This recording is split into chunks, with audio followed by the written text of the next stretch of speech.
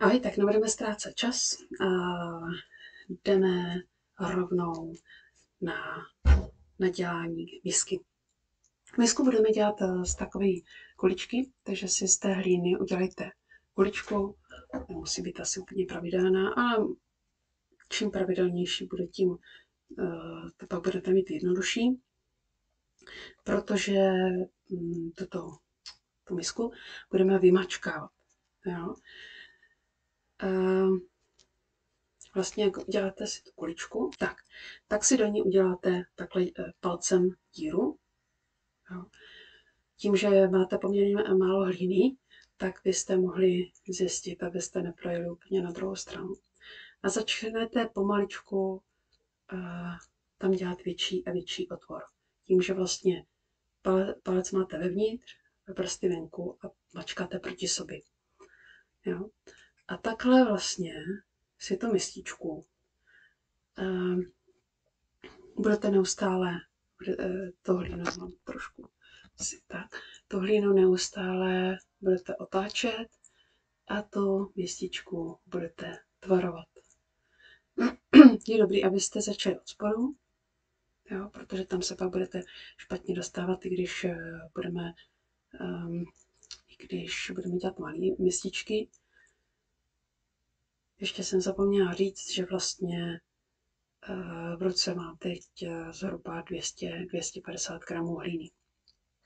Jo, jak velkou mističku si z toho dokážete udělat, tak pokud bude, nevím, jestli to má 5 cm, počkejte, ale někde mám cm, takže jo, zhruba 4 cm na výšku nebo hloubku a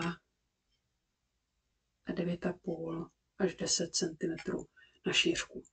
Jo, takovou mističku si můžete z těch 250 gramů udělat. Tak, aby byla dostatečně bytelná. Jo, a pořád víceméně jediné, co budete dělat, je, že budete neustále takhle mačkat a otáčet si to. Tím se vlastně ty stěny, ta hlína bude zpevňovat. Vy to máte neustále pod kontrolou.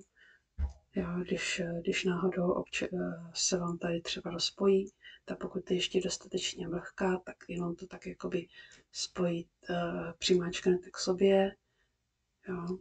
Když se vám nahoře začne ta hlína od sebe odlupovat. Pokud by začala praskat, že už je jakoby suchá, tak si vezmete vodu a lehce jen tak jakoby ovlhčíte prsty a lehce potřete to místo vodou. Jo, ale teď zatím, pokud máte hlínu čerstvou, tak to dělat nemusíte, stačí to jenom k sobě přimáčknout. A bude to zase jakoby se spojí ty hlíny. Tak, co pak, až ji domačkáte do těch rozměrů a tvaru, který chcete, tak bylo by dobrý, abyste si celou ohladili, aby byla opravdu hezky hladká, bez žádných vlnek, jo, abyste si klidně i třeba ořízli nahoře nožem a pak lehce třeba i prstama a vodou zarovnali, aby